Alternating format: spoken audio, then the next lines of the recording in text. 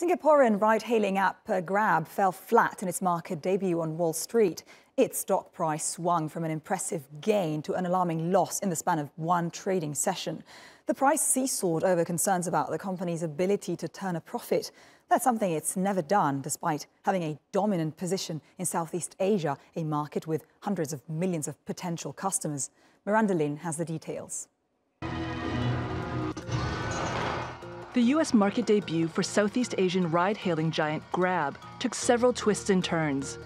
Shares started trading up 20% on the Nasdaq.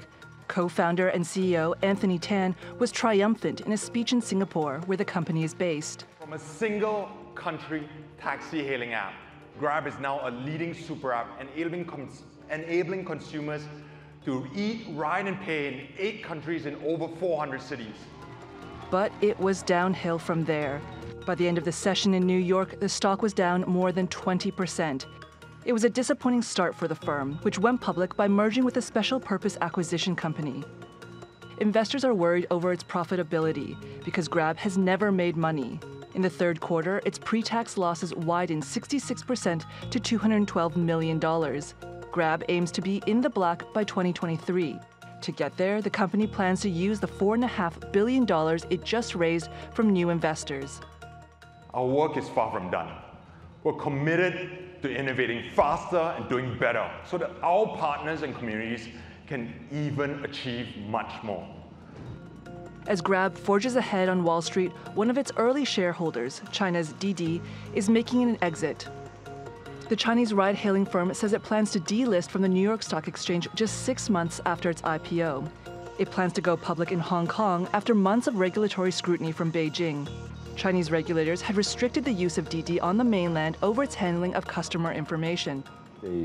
Cars are sort of an essential, sort of a moving collection of data, basically, right? So as people drive, the cars actually automatically collect a lot of information that may not be known to users, to drivers. There are some very good reasons to look into how this data collection process, is being conducted and how the data is being used after they're collected. Didi's share price has declined more than 44% since it went public in June. As the company moves to friendlier shores, investors will be hoping its stock can start riding high. Miranda Lin, TRT World. Victoria Scholar is the head of investment at Interactive Investor in London. She tells us about Grab's path to profitability. Well, it was a wildly volatile Nasdaq debut, with shares in Grab swinging between gains and losses to eventually close down as much as 20% in what's clearly a disappointing start to trade as a public company. And it is yet to report a profit.